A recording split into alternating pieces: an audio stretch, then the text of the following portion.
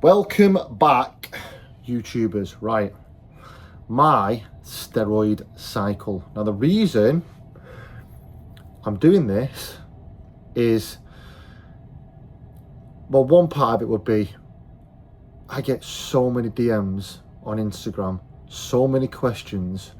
It used to be about how much do you bench. That used to be the typical question you ask someone who's in shape. How much do you bench, mate? And that's changed massively. Every single fucking hour, all they ask is, what do you take and how much do you take? And it's fucking crazy. There's tons of people who come up to me in gyms or meet at random places that'll say, well, you know, what do you take? And then they'll tell me what they take, and it's like, fuck, is taking more than I've ever took in my life, ever. So, a bit of background about what I take, right? It's a big long list. You ready for this one? I take 200 milligrams of testosterone per week. That's it. That is literally it. 200 milligrams of testosterone. But look, there's got to be a bit of background to that, I understand. The reason I'm taking 200 milligrams of testosterone is because I am no longer actively looking to compete as a bodybuilder. I'm not trying to get any bigger. It's not in the scope anymore. Been there, done that. 15 plus years, loved every second of it. I took what I had to take then for the goal, and now I'm taking what I want to take for the new goal. And my new goal now is maintain the muscle mass that I've got, which I'm happy with. I'm a lot smaller than I was, but I'm at a size where I feel great. I feel really good. I feel functional. I like the way I look. I like the way I perform. This is great for me personally.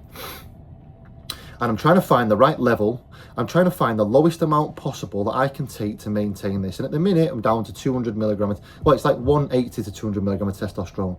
And I do believe I can drop it again. But I have my blood work done. I work closely with MyAtlas, and it'll be in the link in the description below. Discount codes and whatnot.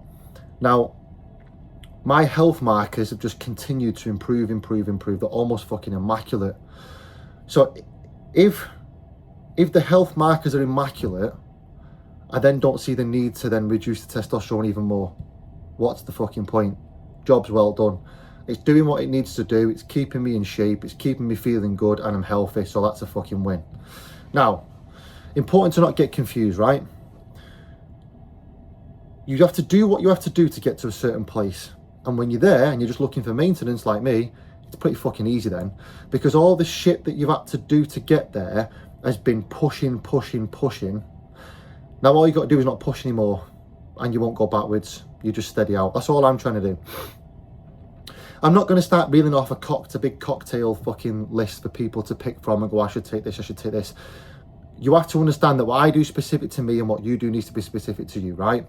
Now, if your goal is health, or your goal is bodybuilding, if your goals are absolutely fucking huge, you've got to understand what you're doing, why you're doing it, and no matter what, it should always be, I'm going to take the least amount possible to elicit the best results. And this isn't me saying, actually even pushing that you should really do low dosages if you want to be huge. No, look, at the end of the day, guys, fucking, if you want to be absolutely massive, there's going to come a point for most people where you really have to fucking push the envelope, and that's just the truth of it. But you want an extreme outlook, so you've got to do extreme things to get there, right? Every cycle, your basics, you know, there's going to be a few compounds in there from test, mast, primo, maybe EQ, MPP, trenbolone, all that good stuff. And then orals, especially if you're getting in shape, are people T3, T4, clenbuterol, winstrol, anavar, proviron, halo testing, superdrol. You can see how it stacks up quite easily, right? Now, if you can utilize, say, 2 compounds, testosterone and mastron, to get to the destination, fucking do so, and don't add any more until you need to. Because what's going to happen is there's going to come a point where you hit a brick wall, and the only way to get past that brick wall is to utilize something else. More isn't better. More is just more until it's not, right? Because there's going to come a point where things will start to go backwards. and again, I hate to just harp on, but you need to really listen to this. Training and nutrition have to be absolutely fucking perfect. If they're not, stop what you're doing, rethink. They have to be absolutely perfect, otherwise it's pointless.